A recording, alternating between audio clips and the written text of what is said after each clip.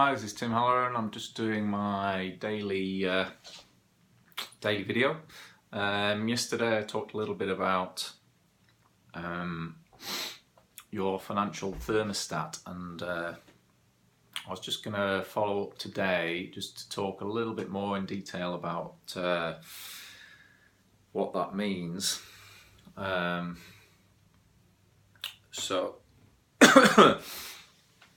So basically, your financial thermostat is your comfort zones when it comes to money. For example, on the video yesterday, I was talking about how my financial thermostat was kind of set pretty low, to be fair, and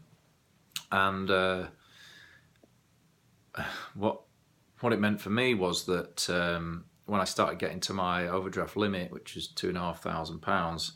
I started to panic, and because at the time I didn't really have a solid stream of income, and I was kind of just running on luck for a lot of years, and so I would get to minus £2,500 in my overdraft, not knowing where my next money or job was coming from, and so I'd start to feel really panicked because after that limit, I would be charged more and more interest. I'd go further and further into debt, and get more and more stressed. So, but about around that time, I would start pulling my finger out and getting some stuff done, and I would get some work and become very focused. I would sell some things that I didn't need. I would stop drinking.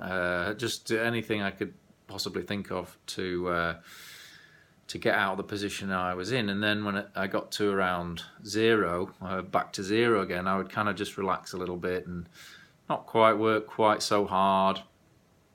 And that taught me I was pretty much motivated by fear and not really motivated by having a lot of money in particular, because once I was comfortable, it took the pressure off. I didn't feel as motivated, and then I would fall back down again.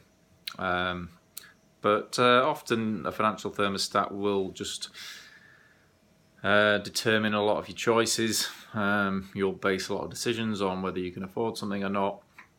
Even in terms of building a business, I can find I'm in a conflict because I need to invest in my business in order for it to grow, but my comfort zone dictates that I can't spend more money than I have because I would fall into debt. And even if that means growing my business, it's something that's controlling my actions. So knowing your own kind of financial limits and your comfort zones is quite a useful thing when you want to change your reality, change your lifestyle,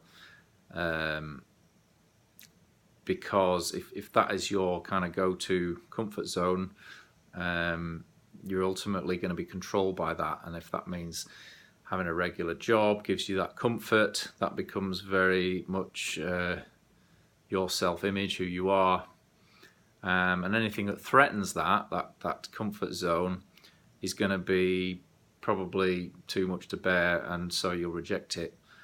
So if you want to change your life, if you want to build an internet business, for example, you're going to eventually come up against these comfort zones, which are sort of almost the limits of your boundaries, your limits of your personality, what you're comfortable with. So unless you're capable of making yourself uncomfortable, you might find it very difficult to change anything about your current situation.